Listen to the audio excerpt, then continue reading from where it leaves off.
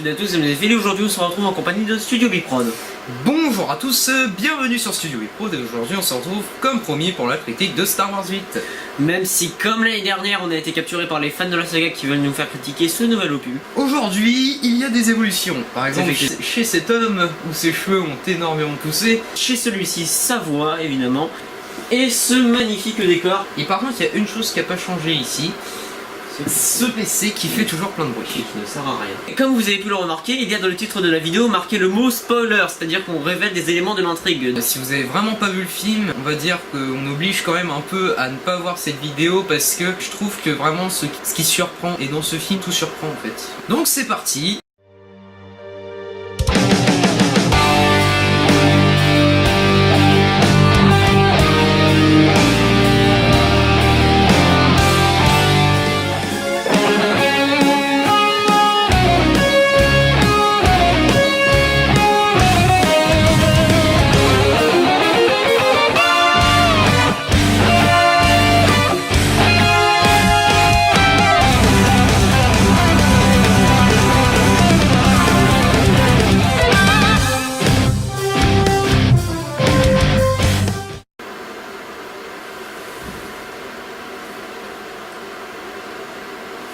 On fait quoi à ce moment-là?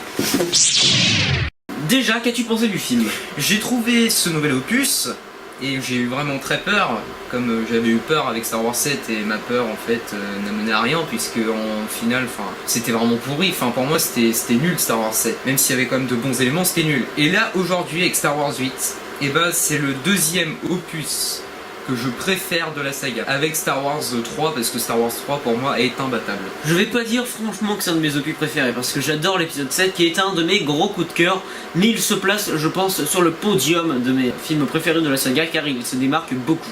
Alors déjà pour moi un des points les plus positifs du film est sans nul doute les décors, les effets spéciaux. En effet je suis entièrement d'accord avec toi parce que c'est ce qui marche le plus pendant le film, notamment la couleur rouge qu'on a pu remarquer tous les deux pendant le film. Oui, qui est omniprésente que ce soit sur la planète composée de sel dont je ne me souviens plus le nom. Crate. On va y revenir un petit peu après. Le réalisateur disait l'équilibre dans la force. Sur l'affiche oui ça se voit comme on avait vu avec le bleu sur Luke sur un côté de sa tête et le rouge de l'autre.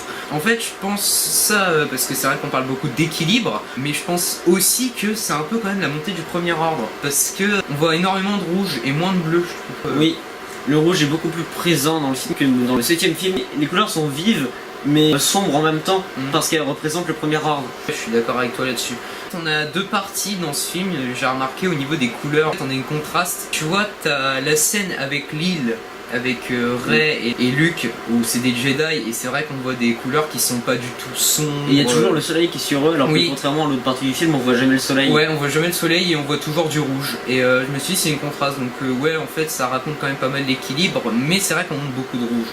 J'ai adoré la chambre de Snoke, les couleurs rouges sont très bien représentées, elles sont très belles et les gardes le sont aussi. Exactement, et je trouvais que par rapport justement à la trilogie, j'avais un peu peur au niveau des gardes parce que j'aime beaucoup les gardes originaux, les gardes impériaux originaux, donc vous voyez les gardes royaux rouges qui gardent l'empereur, parce que au niveau des habits, pour moi ils étaient vraiment imposants, alors que là en fait ils sont encore plus imposants, et même au niveau des armes, et je trouvais, je sais pas si t'as remarqué par rapport à la taille de Rey qui est juste à côté, ils sont vachement grands et gros. Ensuite ce que j'ai beaucoup aimé, ce que j'ai beaucoup remarqué de toute façon depuis le 7 et qui est un point fort du 8 et du 7, c'est les animatroniques. Et j'adore cette technique au cinéma puisque quand on fait un film à effets spéciaux, je trouve qu'on garde vraiment le côté réaliste. Par exemple le Jurassic Park. Les premiers Jurassic Park j'avais adoré parce qu'il y avait beaucoup d'animatroniques. Le fait qu'il y ait des animatroniques ça rendait l'image encore plus réaliste.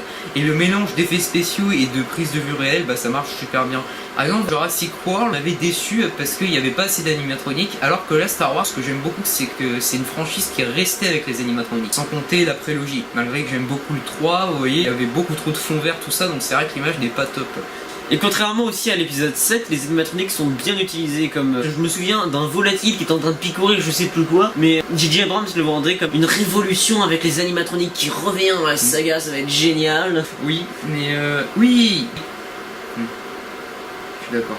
Pour les animatroniques, il y a aussi des animaux qu'on voit aussi sur la planète de Luke, comme par exemple les porgs, on va y revenir après. Et ils offrent vraiment une biodiversité sur la planète de Luke, même si tu l'as dit. Sur le touche réaliste, au niveau des décors, c'est la planète de Luke bien sûr, puisque j'avais lu dans le dernier Ciné Saga qu'on la présentait vraiment comme une planète éloignée de la galaxie pour bien montrer l'exil de Luke. Et en effet, c'est vraiment éloigné de la galaxie, enfin de l'univers Star Wars, parce que c'est une planète qui est super réaliste, et moi j'ai pensé au début du film que c'était vraiment une île de la planète Terre. Sauf après quand on voit les habitations, et encore les habitations je trouve qu'elles étaient vachement réalistes au niveau de la pierre, tout ça. Tout était bien travaillé, et encore une fois les animatronics font que ça donne une touche réelle à la chose. Niveau des petits habitants là, tu vois, la tête elle est pas trop articulée mais un peu quoi. Oui, par contre les habitants de l'île de Luke, je les ai tellement trouvés inintéressants et tellement inutiles que je les ai oubliés après être sorti de la salle. Je pense qu'on aurait décrit vraiment beaucoup ces personnages là alors qu'ils auraient rien servi au film. Moi en fait ça m'aurait pas vraiment intéressé, ça aurait même été un défaut je pense. La lumière du film est très bien utilisée, je pense à la scène spoiler où la générale fonce dans les vaisseaux impériaux, que la musique se coupe et qu'il y a juste une grande lumière blanche teintée de noir. En effet, c'est vrai que c'est un des plus beaux visuels parce que en fait le vaisseau de Snoke il est immense, et le fait qu'en fait on fonce dedans, qu'on fasse une contre-plongée, qu'on éteigne toutes les lumières du vaisseau, ça rend en fait la chose belle, alors que de base c'est un vaisseau du premier ordre, donc normalement c'est pas si beau que ça, c'est pas cool le premier ordre. Après les décors, maintenant on va parler des personnages. Qui sont, je trouve, excellents et très bien travaillés, très bien écrits. Exactement, et franchement, je crois, à part Rose, je trouve qu'elle est pas très bien travaillée encore. Elle a des côtés qu'ils ont essayé de rendre intéressants, comme sur l'île Casino. Maltraité, blablabla, arrêté en esclavage, c'est pas très Charlie. Ils ont essayé de lui rendre un passé douloureux, mais ça marche absolument pas. Non, non, sa sœur elle est morte en fait dans le vaisseau, mais voilà, je trouve il y a pas grand chose qu'à aborder parce qu'au final, en fait, tous les résistants ont perdu des membres proches. Alors, celui qui m'a le plus marqué, c'est Kylo Ren, surtout son évolution. Exactement. Et je suis pareil que toi. Vous vous souvenez que j'avais parlé de Star Wars 7 en disant que Kylo Ren c'était vraiment un personnage de merde, qu'il fallait pas. Voilà, une grosse victime. En 3 secondes, ils ont tout détruit, tout ce qu'ils ont dit, tout ce qu'on reprochait au personnage, son casque qui ressemblait à Dark Vador, que c'était un peu leur nichard, que c'était une victime. Et en fait, on dirait vraiment que, parce que l'acteur est vraiment bien, hein, Driver est un très bon acteur, et arrêtez de dire qu'il est mauvais parce qu'il est moche. Enfin, le personnage de Kylo Ren ne m'attirait pas. Et là, je trouve il y a beaucoup d'évolution dans le personnage. C'est ça en fait une des surprises aussi, c'est que on s'attend à ce que Kylo Ren soit vraiment une grosse victime encore, hein, et au final, au contraire, il arrive à apprendre un peu plus sur lui. Par exemple, au lieu de dire tu n'es pas un chevalier de Ren, t'es juste un enfant. C'est vraiment là où Kylo Ren a commencé à être viril. I'm sexy and I know it.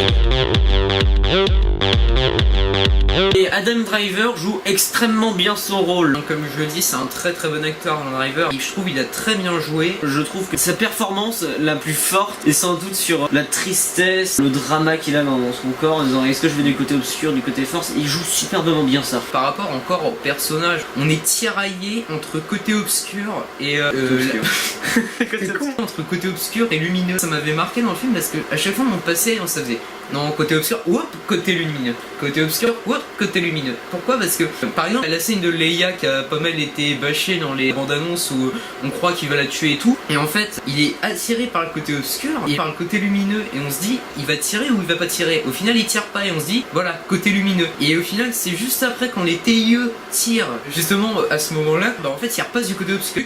Alors Luke, par contre, il m'a un petit peu déçu. Personnellement, c'est pas le Luke que je connais. Bah Mark Hamill aussi l'avait dit, il disait alors c'est pas mon Luke parce que Luke il est toujours dans le côté lumineux, il a toujours de l'espoir. Mais par contre, je reproche pas non plus d'avoir fait un Luke un peu plus sombre. Parce que là c'est un Luke vraiment un peu plus sombre. Je reproche pas ça parce que justement je trouvais que Mark Hamill c'est pas le personnage qui m'a vraiment gêné ou choqué ou marqué parce que ils disent tous que c'est vraiment le personnage de la saga. Ça a jamais été le personnage. Ouais, c'est vrai. Ils montent tous, c'est Jar Jar Binks. Non, pas à ce point-là non plus. Il m'a pas marqué. Luke, c'est pas le personnage le mieux écrit de Star Wars, mais c'est vrai qu'il y a des moments, il m'a un peu déçu. Là, j'étais un peu dans le côté, faut le prendre au sérieux ou humoristiquement, et moi, ça m'avait fait un petit peu penser à Kong Skull Island. Le film dont on va parler aujourd'hui m'a lamentablement...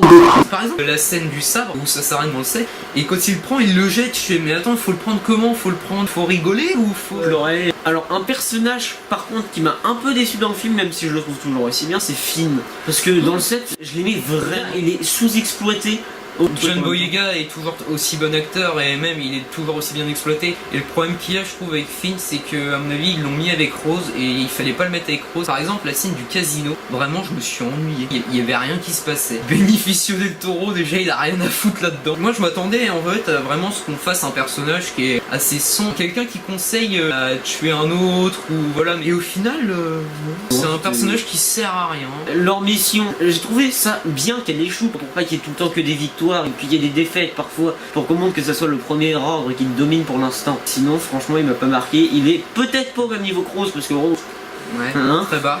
Et n'oublions pas du côté des méchants, l'instant pseudo rage. Donc, alors oui, donc moi en fait on a dit pseudo rage parce que moi en fait ça m'a fait rager, mais peu après j'ai bien réfléchi, je me suis dit bah en fait il y aura quand même des comics à parler, je parle bien sûr de notre cher ami Snoke. Et en fait c'est sur le coup ça m'a frustré parce que quand j'ai été voir Star Wars 8 c'était surtout pour voir la suite mais surtout pour voir ses origines. Au final bah... il est mort mais genre pas du tout mémorable, une mort pas épique. Et les scènes où il apparaissait je le trouvais toujours super classe en mode il va être impossible à vaincre. Et justement je reviens sur ce qu'on se disait, ça permet à Kylo Ren de s'affirmer, donc en fait c'est un point négatif et positif à la fois. C'est pour ça qu'il y a un instant presque rage parce que ce cher Snoke n'a servi à rien. En fait il a servi quand même. Le message du film en fait c'était tue le passé. Ça c'est un personnage, on est d'accord, il est dans le passé. C'est vraiment la nouvelle génération de personnages et donc on tue vraiment tous les personnages anciens. Oui. Avec Andy Serkis qui porte carrément bien le personnage. C'est surtout ça en fait qui me fait regretter sa mort, c'est que Andy Serkis il est trop bon pour mourir.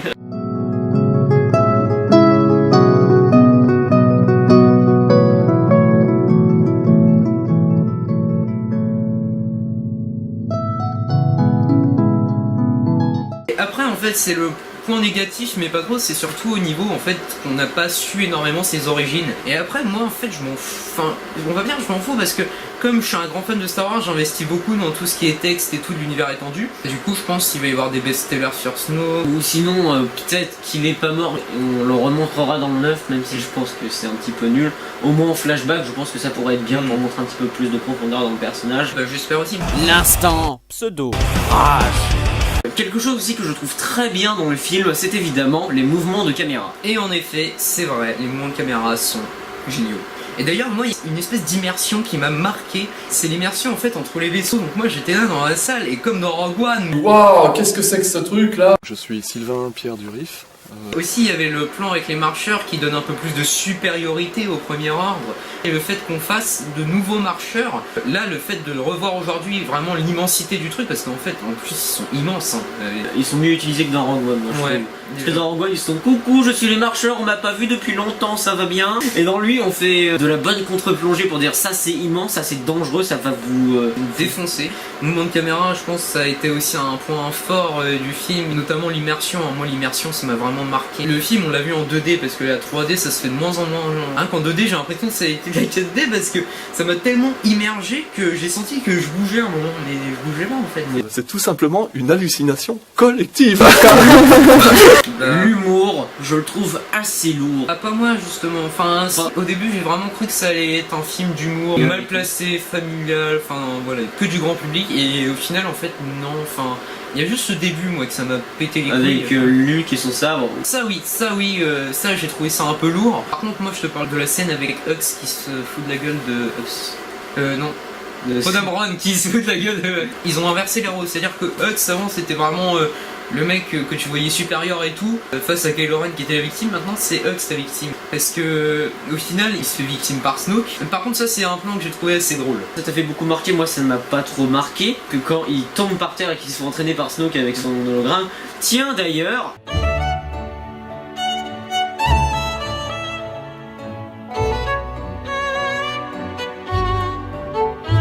Dans Star Wars, les Sith, en pensant à une personne qui n'aime pas ou qui les ont déçus, peuvent les manipuler à distance.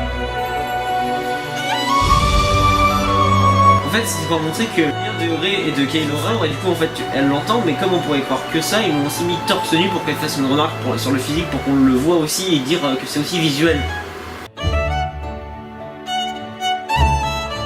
On a parlé de Hux, mais en revenant un petit peu sur les animatroniques, il y a les Porgs.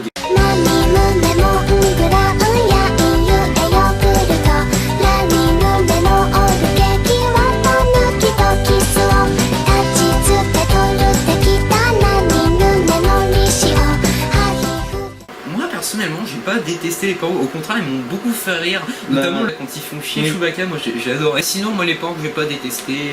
Moi les Porgs c'est pas franchement qui m'ont énervé, c'est surtout marketing, mais ils sont pas dérangeants. Sinon il y a aussi les femmes qu'il y a dans le village de Luke, mais j'y ai un peu parlé tout à l'heure, elles sont inutiles, elles savent pas grand chose, mais ça m'a fait rire, comme par exemple quand il y a Rey découpe le rocher et qu'elle utilise genre pour la première fois le sabre laser. Oui. Et juste après tu vois, et vous avez détruit le rocher, je suis pas gentil. Ouais, c'est pas un personnage important, mais voilà, faut pas le développer, faut le laisser comme ça. Après c'est pas un détail qui est dérangeant. L'originalité, bah déjà je trouve que c'est beaucoup plus original que Star Wars 7, parce que Star Wars 7 je trouve vraiment qu'il y a quand même des éléments du 4. Mais par contre voilà, Star Wars 8 pour moi c'était vraiment de l'originalité, parce que pour moi c'est un Star Wars qu'on n'a jamais vu. On a toujours fait des parallèles avec la guerre, et je trouve que là il y avait un petit côté Dunkerque, je sais pas si t'as trouvé, mais au niveau des soldats qui essayent d'évacuer, et puis des impériaux qui sont en train de les chasser. Aussi le film ça a jamais été vu dans la saga, c'est presque une courte poursuite de 3 heures entre le vaisseau, le gros vaisseau de Snoke et le petit vaisseau qui va s'enfuir sur une planète. Ouais, en plus c'est même pas ennuyant. Ryan Johnson avec sa très bonne réalisation par exemple casse le mythe. En fait il veut vraiment inscrire de nouvelles bases, parce que